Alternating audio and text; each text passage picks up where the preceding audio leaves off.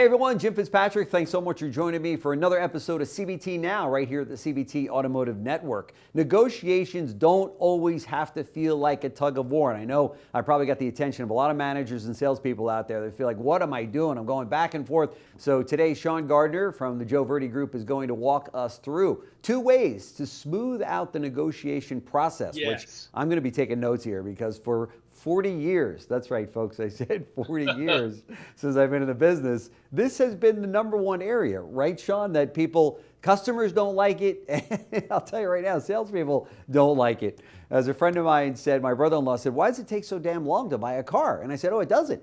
I walked him over to the sticker price when he was in the showroom. I said, give me a check for that amount, and I will have you out of here in 30 minutes. He's like, oh, well, no, I want a best deal. I go, well, then we got to go back and forth now. So that's up to you. We didn't drive that. You're driving that. So that's anyway, so true. So true. So walk us through this. What are they, upset about? How can we make this, such a better experience? Okay, Jim, there's definitely more to talk about than a 10-minute quick interview on this.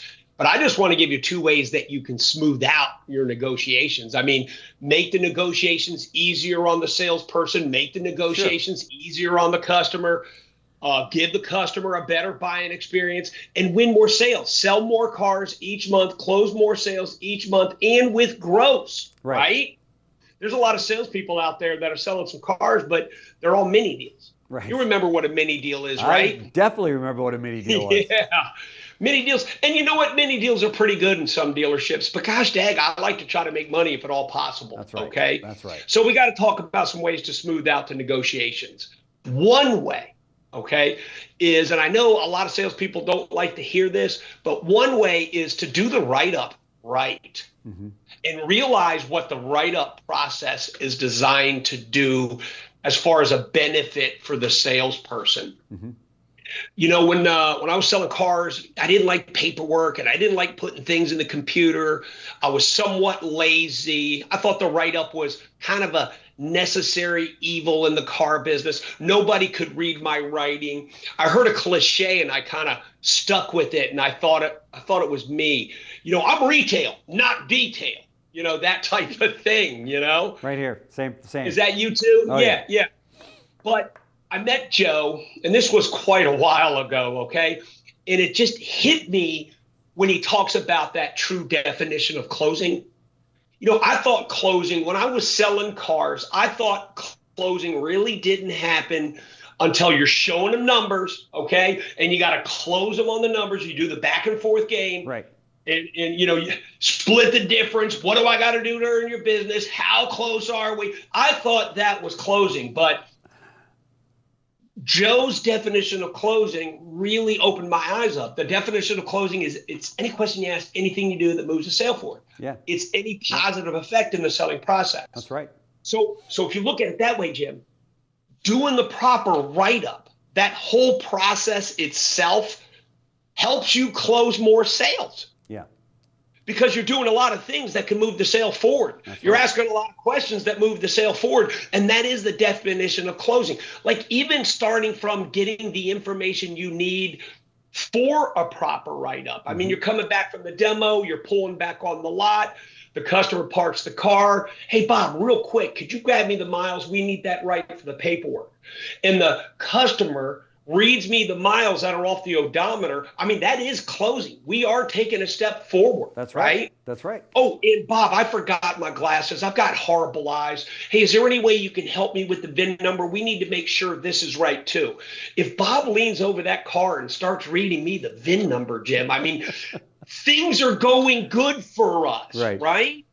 Oh, and Betty, would you do us a favor and grab the registration and the insurance card out of the glove box of your trade? I got to get some information from that too, okay? And write down the miles while you're in there as well. Oh, and Bob, help me with the VIN number on your trade. Oh, and you guys, you hang on to your personal keys. I'm going to keep your trade keys on our dealership tag so our buyer can take a look at your trade, okay? I mean, all of these things. I know. Move to it an inch closer, inch closer, inch closer. You're right. You're right. Yeah, we need all this information anyways for the write-up. And the key to using this information or getting this information is you got to keep the customer involved. Yeah. Right? Yeah. That's the key. They're actually at this point in time helping you to close them when they lean over and check out the ID number, or they reach in and give you the miles off the trade, or whatever the case may be. They are participating in this actual sale that's going down. Yes. Yeah. They're involved in the write-up, aren't they? That's right. Yeah. And when you transition, you guys want a cup of coffee or something cold to drink while we start this paperwork. Even when they say cup of coffee would be great, that's that step forward. That's closing. There's no one magical time where you close the sale. You just got to get the customers to think as like a buyer. Yeah.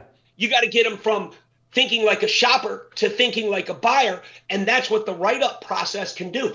Jim, you're sitting down there, you're putting information in the CRM. I got my fingers down here on the keys, okay? And I say, how you guys going to register this? Is this going to be in both names or one? And they say both names, okay?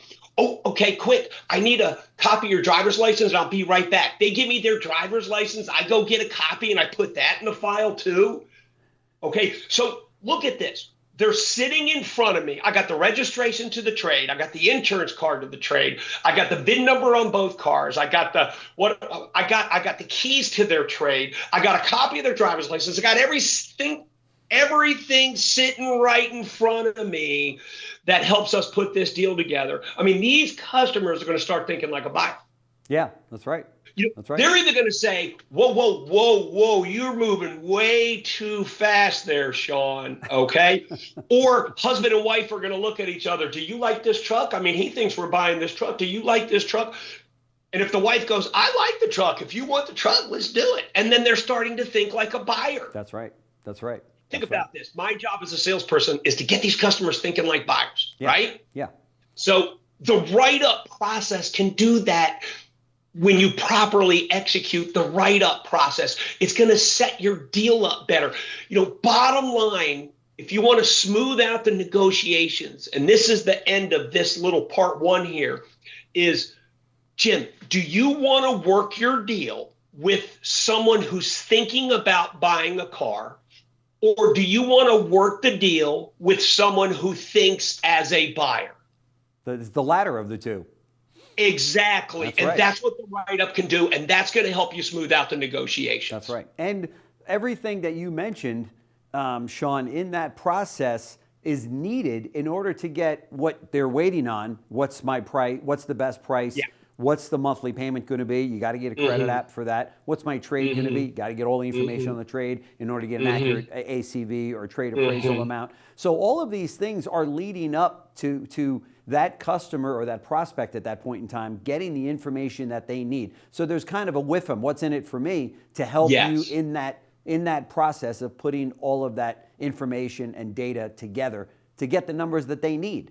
Do you know what I mean? So they don't.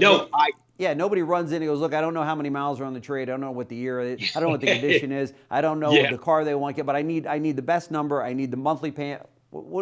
There's so much information that desk manager needs in order to give the accurate numbers. And if anybody is out there that's giving those numbers without that information, they're kind of being irresponsible, or they are charging a boatload for that car with that customer, right?